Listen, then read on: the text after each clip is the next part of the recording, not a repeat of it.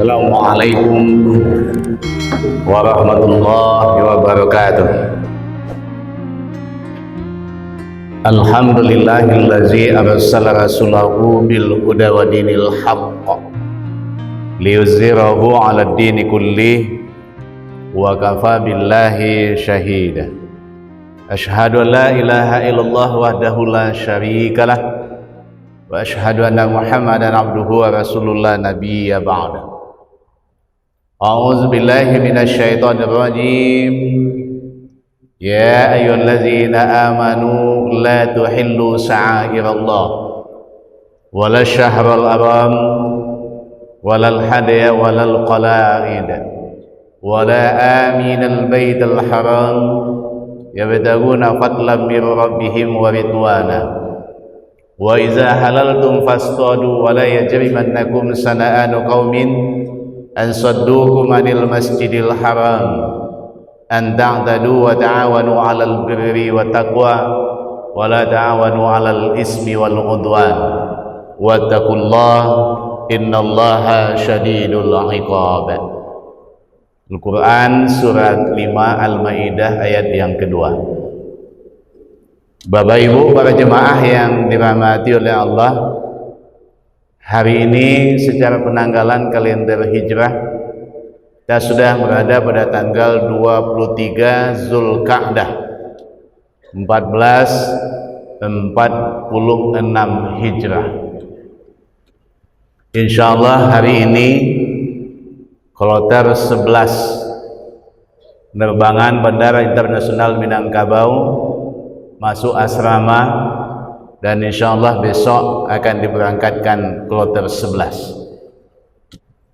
Nah, kita doakan sejenak bagi sanak famili kita, saudara kita, sahabat kita, kawan kita, jemaah kita yang tahun ini diberi rezeki, diberi kesempatan oleh Allah menunaikan ibadah haji, merupakan salah satu rukun Islam yang 5.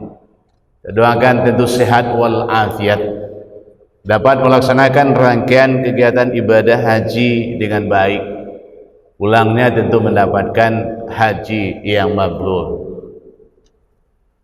Nah, tentu kita juga selalu berdoa dan bermohon kepada Allah, kiranya kita juga adalah diberi rezeki dan kesempatan. Karena tidak semua orang yang diberi rezeki diberi kesempatan, tapi juga tidak semua orang yang diberi kesempatan diberi rezeki. Nah, tentu kedua-duanya kita bermohon kepada Allah, kita diberi rezeki, diberi kesempatan. Namun demikian, Bapak dan Ibu para jemaah yang dirahmati oleh Allah, amalan bulan Zulhijjah bagi yang tidak sedang berhaji. Nah, tentu bagi kita yang tidak sedang berhaji, memang gak dikhususkan beramal itu di bulan Zulhijjah karena disebutkan penanggalannya. Tetapi di bulan Zulkaadah tidak ada disebutkan penanggalannya. Karena bulan Zulhijjah disebut juga dengan sebagai bulan haji. Karena pada bulan Zulhijjah salah satu rukun Islam dilaksanakan. Ibadah yang luar biasa yang tidak semua muslim bisa menjabarkannya atau menjalankannya, karena mensyaratkan dengan man istata'a ilaihi sabila. Kenapa? Karena ibadah haji atau haji itu memadukan ibadah hati, ibadah fisik, kemudian juga adalah harta, dengan balasan adalah berupa surga.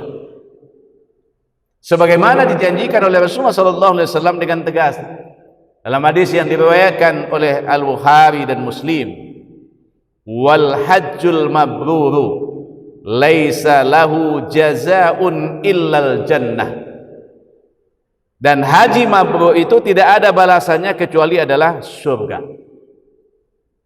Bapak Ibu para jemaah yang dirahmati oleh Allah, selain haji, ada amalan bulan Zulhijjah lainnya yang pahalanya juga adalah luar biasa bagi kita yang tidak sedang menunaikan ibadah haji. Nah, amalan-amalan ini adalah penting untuk kita lakukan agar Allah mencurahkan ridho dan keberkahannya untuk kita. Nah, apa di antaranya amalan itu bagi kita yang tidak sedang berhaji? Yang pertama adalah amal soleh pada 10 hari pertama bulan Zulhijjah. 10 hari pertama daripada bulan Zulhijjah ini adalah waktu yang sangat istimewa. Memperbanyak amal soleh di dalamnya memiliki keutamaan yang luar biasa. Lebih Allah cintai melebihi daripada seluruh amal pada hari-hari lainnya, bahkan melebihi daripada jihad fi sabilillah. Makanya Rasulullah SAW bersabda, yang pertama kita lihat dalam hadis yang diriwayatkan oleh Abu Daud, At-Tirmizi dan lainnya. Hadis ini kualitasnya adalah sahih. An Ibni Abbas qala Rasulullah sallallahu alaihi wasallam, ma min ayyamil amalu salihu fiha ahabbu ila Allah min hadhihi al-ayyami, yani ayyam al-asr. Qalu ya Rasulullah walal jihadu fi sabilillah. Qala walal jihadu fi sabilillah illa rajulun kharaja bi nafsihi wa malihi falam yarji' min zalika bi syai'in. Dari Ibnu Abbas, ia berkata Rasulullah sallallahu alaihi wasallam bersabda, tidak ada hari-hari lain yang amal soleh di dalamnya lebih Allah cintai daripada hari-hari ini. Kalimatnya adalah min hazihil ayyam, yakni 10 hari bulan Zulhijjah. Para sahabat ketika itu adalah bertanya, ya Rasulullah, tidak pula jihad fi sabilillah? Beliau menjawab, tidak pula jihad fi sabilillah kecuali orang yang keluar dengan jiwa dan hartanya lalu tidak kembali satupun di antara keduanya. Bapak Ibu para jemaah yang dirahmati oleh Allah, hadis yang kedua kalau kita coba lihat sebagai landasannya kita adalah untuk beribadah dan meningkatkan amal soleh kita di 10 hari bulan Zulhijjah ini. Ini adalah hadis dari Imam Bukhari. An Ibni Abbas an Nabi sallallahu alaihi wasallam annahu qala mal amalu fi ayyamil asri afdala minal amali fi hazihi. Qalu walal jihadu. Qala walal jihadu illa rajulun kharaja yukhatiru bi nafsihi wa malihi falam yarji' bi syai'in. Dari Ibnu Abbas, dari Nabi sallallahu alaihi wasallam, beliau bersabda, tidak ada amal pada 10 hari-hari lain yang lebih utama daripada amal pada hari-hari ini. Para sahabat bertanya, tidak pula jihad? Beliau menjawab, tidak pula jihad kecuali orang yang keluar dengan jiwa dan hartanya lalu tidak kembali satupun di antara keduanya. Bapak Ibu para jemaah yang dirahmati oleh Allah, jadi amalan bulan Zulhijjah yang pertama adalah memperbanyak daripada amal soleh pada 10 hari pertama bulan Zulhijjah karena menggunakan lafaz amal soleh.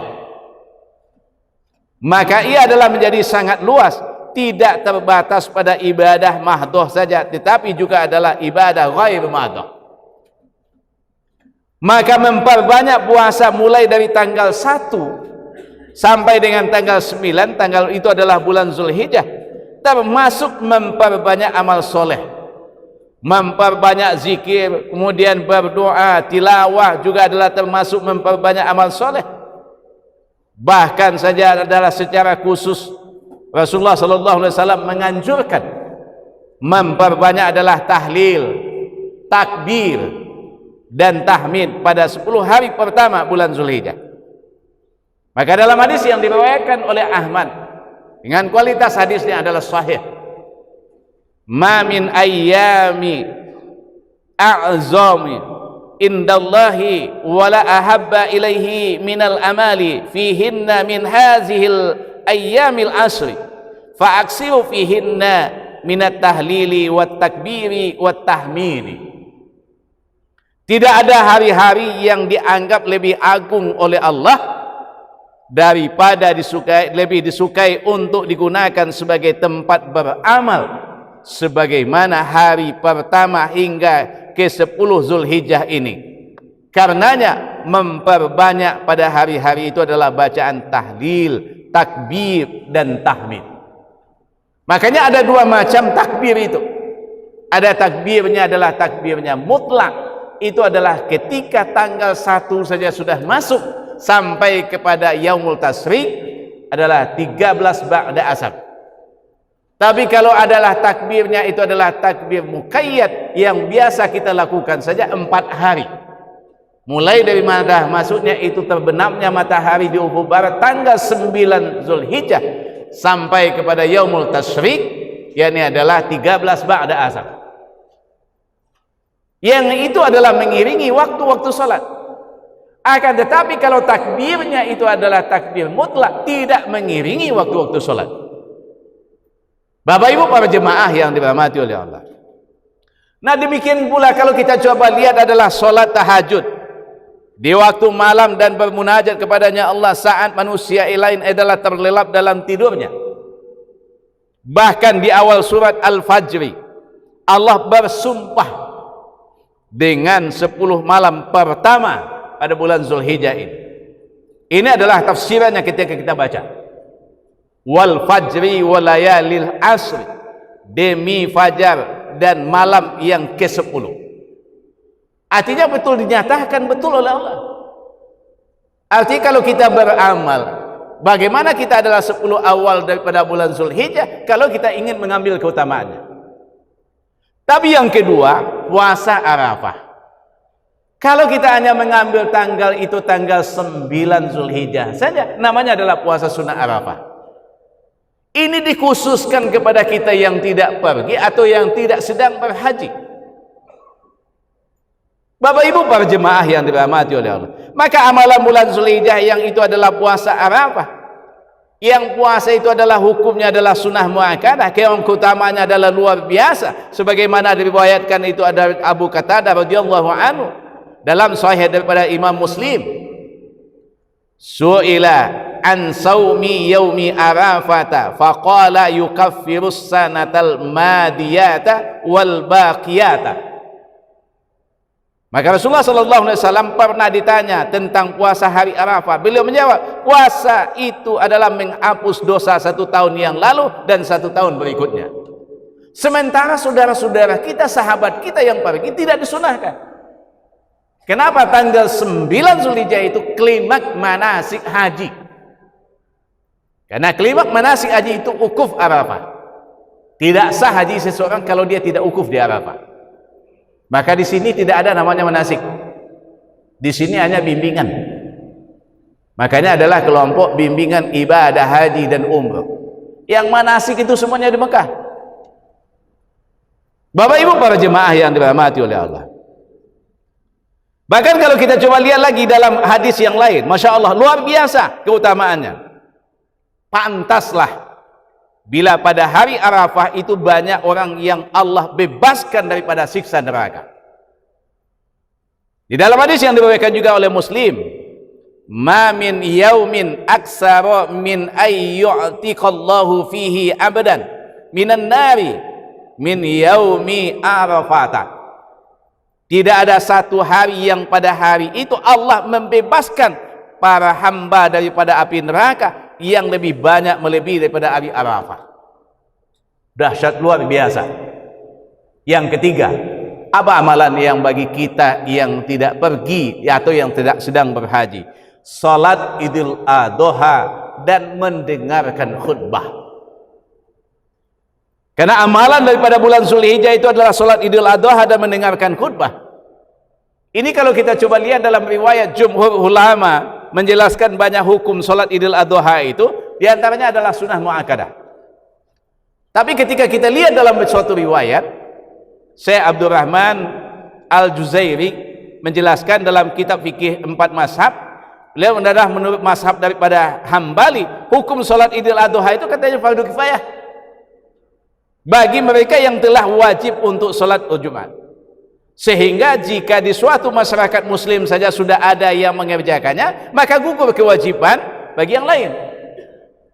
Akan tetapi menurut daripada mazhab Hanafi hukumnya fardu ain, sampai tingkatnya kepada fardu ain bagi mereka yang telah wajib sholat Jumat, sehingga yang tidak mengerjakannya akan mendapatkan dosa.